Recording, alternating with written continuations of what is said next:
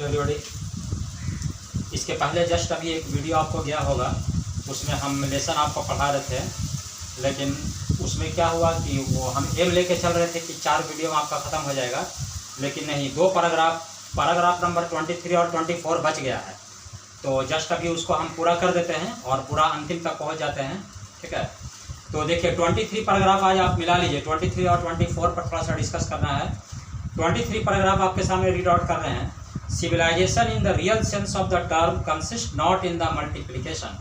Civilisation का जो सही अर्थ होता है, रियल अर्थ जो होता है, इस बात पर निर्भर नहीं करता है कि आप अपने वांट को हमेशा मल्टीप्लाई करते रहिए, but in the deliberate and voluntary restriction of wants, बल्कि इस बात पर निर्भर करता है कि अपने वांट को हमेशा आप रिस्ट्रिक्शन करते रहिए, प्रतिबंधित करते रहिए, अपने वांट को हमेशा रोकते रहिए, अपने ख्वाहिश को लिमिट में लेकर चलिए। उसी का नाम है भारतीय सभ्यता।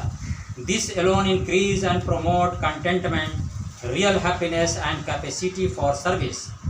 बोलता है यदि आप अपने कंट्रोल कर लेते हैं, अपने वांट को आप अपने हैंड में कर लेते हैं, तो इससे क्या होगा, बहुत बड़ा लाभ होगा जो बहुत कम व्यक्ति को मिल पाता है, कंटेंटमेंट।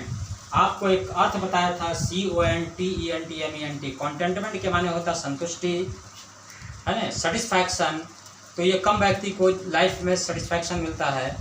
तो गांधी जी बोलते हैं कि यदि कोई व्यक्ति अपने वांट को रिस्ट्रिक्ट कर लेता है, अपने जीवन में संतुष्ट हो जाता है, जितना उसके पास संसाधन है, जितना रिसोर्सेज है, उसे भी ये रहने का प्रयास करता है, तो उसको बहुत बड़ा लाभ होगा। तो उसको जीवन में कंटेंटमेंट मिल जाएगा, और जब कंटेंटमेंट मिल जाएगा तो उसको रियल हैप्पीनेस प्राप्त होगा, और जब रियल हैप्पीनेस प्राप्त होगा तो उसके अंदर कैपेसिटी फॉर सर्विस, सेवा करने का क्षमता अपने आप उसके अंदर ग्रो करेगा। 24 में देखिए, a certain degree of physical harmony and comfort is necessary. Physical harmony and comfort is necessary. Writer बोलते हैं कि अपने जीवन में आराम की आवश्यकता है, but above a certain level it becomes a hindrance instead of help. यदि आप जीवन में आराम की मात्रा को बढ़ाते हैं, यदि केवल कंफर्ट ही कंफर्ट आप ढूंढते हैं जीवन में और कष्ट नहीं झेलते हैं, तो इसका मतलब कि आपके जीवन में हिंड्रेंस पैदा करेगा। हिंड्रेंस माने रुकावट पैदा करेगा। Therefore the ideal of creating an unlimited number of wants, जो अपने जीवन का आदर्श आप बना लिया है कि हमेशा वांट को अनलिमिटेड और बढ़ा रहे हैं, and satisfying them seems to be delusion and a snare. और उसको सेटिस्फाई करने के लिए, अपने वांट की पूर्ति करने के लिए आप स्वयं को डिवोट कर चुके हैं, इसका मतलब कि आप डिल्यूजन में पड़े हुए हैं, भ्रम में पड़े हुए हैं, आप स्नेयर जाल में फंसते जा रहे हैं। The satisfaction of one's physical need एवं the intellectual need of one's narrow self must meet at a certain point a dead stop. और वांट की पूर्ति करते करते, है ना, विश कभी खत्म नहीं होता है, इच्छा कभी समाप्त नहीं होती है। तो इच्छाओं की पूर्ति करते करते व्यक्ति उस कॉर्नर पर पहुंच जाता है जिसका नाम है डेड स्टॉप, है ना, मृत्यु के अंतिम बिंदु पर पहुंच जाता है, जहां से वो वापस लौट कर नहीं आता है। Before it degenerates into physical and intellectual voluptuousness, a man must arrange his physical and cultural circumstances. इसलिए राइटर एडवाइस करते हैं कि एक व्यक्ति को दोनों चीज़ लेकर चलना चाहिए। फिजिकल नीड, जो आपकी रोज़मर्रा की जो ज़रूरत है, आपका जो फिजिकल नीड है ना, भौतिक आवश्यकता है, उसका तो पूर्ति आपको करना ही करना है, एंड कल्चरल सर्कमस्टांसेस। लेकिन फिजिकल नीड की पूर्ति कल्चरल सर्कमस्टांसेस के अंदर होना चाहिए, भारतीय संस्कृति के अंतर्गत होना चाहिए। ऐसा नहीं कि अपने कल्चर, अपने सिविलाइजेशन को छोड़कर आप आगे निकल जाइए, है ना। So that they do not hinder him in his service of humanity. यदि आप भारतीय कल्चर और सिविलाइजेशन को लेकर चलते हैं, तो आपको ह्यूमन सर्विस में, सर्विस ऑफ ह्यूमैनिटी, मानव की सेवा करते समय जरा भी हिंडर नहीं आएगा, जरा भी रुकावट नहीं आएगा। और एक बात यहाँ पर आपको प्रेस कर स्ट्रेस कर देना चाहते हैं, इस लेसन का जो कंक्लूजन है, कंक्लूडिंग पॉइंट होता है, एक निर्णायक बिंदु होता है इस लेसन को लिखने का। तो यदि आपसे एक क्वेश्चन किया जाए कि what is the purpose, what is the conclusion of this lesson, इस लेसन का उद्देश्य क्या है, इस लेसन का पर्पस क्या है। The main purpose of this lesson of the writer का मेन पर्पस इस लेसन को लिखने का है to encourage the sense of service for humanity among the people. तो इसका मेन उद्देश्य राइटर का है कि अपने लोगों के अंदर सर्विस ऑफ ह्यूमैनिटी, मानवता की सेवा को इनकरेज करना है, उसको उत्साहित करना है, उसको प्रोत्साहित करना है ना। तो सर्विस ऑफ ह्यूमैनिटी, तो राइटर का कहना है कि मानवता की सेवा जो होता है वहाँ पर हमारा पूरा एनर्जी कॉन्सेंट्रेट करता है। देखिए, on which all his energy should be concentrated. तो जीवन का जितना भी आपका एनर्जी है, जीवन में जितना भी बल है, ताकत है ना, सारा का प्रयोग कहाँ पर होना चाहिए?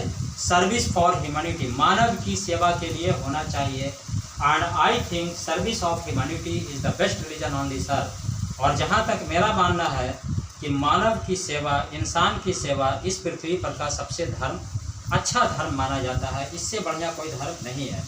एक मानव की सेवा करे, है ना, आप किसी के दुख में और कष्ट में साथ दें, इससे बढ़कर कोई भी चीज़ विश्व में नहीं है।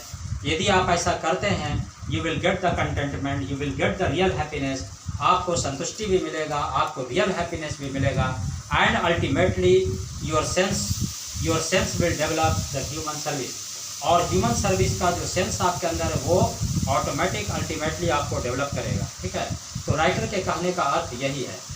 तो देखिए, अब संभावित यहाँ पे आते हैं, बुक आपका टेक्स्ट बुक समाप्त हो गया। अब देखिए, शॉर्ट क्वेश्चन हमने यहाँ पर लिखा है 1 to 6 हमने यहाँ पर शॉर्ट क्वेश्चन लिखा है। आपको बोला था थोड़ा इस पर डिस्कस कर लेते हैं। तो पहला क्वेश्चन आपको पूछ सकता है कि what were opinions of our ancestors about large cities. Ancestor का हिंदी होता पूर्वज। हमारे पूर्वजों का ओपिनियन, हमारे पूर्वजों का मत क्या था, हमारे पूर्वजों का विचार किया था लार्ज सिटीज़ के बारे में, बड़े बड़े शहरों के बारे में उनका विचार किया था। तो we have already read it, हम लोग इसको पढ़ चुके हैं, इस पर डिस्कस भी कर चुके हैं। In the opinion of our ancestors the large cities were like a snare. आपको बताया था कि हमारे पूर्वज का सोच था कि जो बड़ा शहर होता है एक स्नेयर के जैसा होता है, एक जाल के जैसा होता है।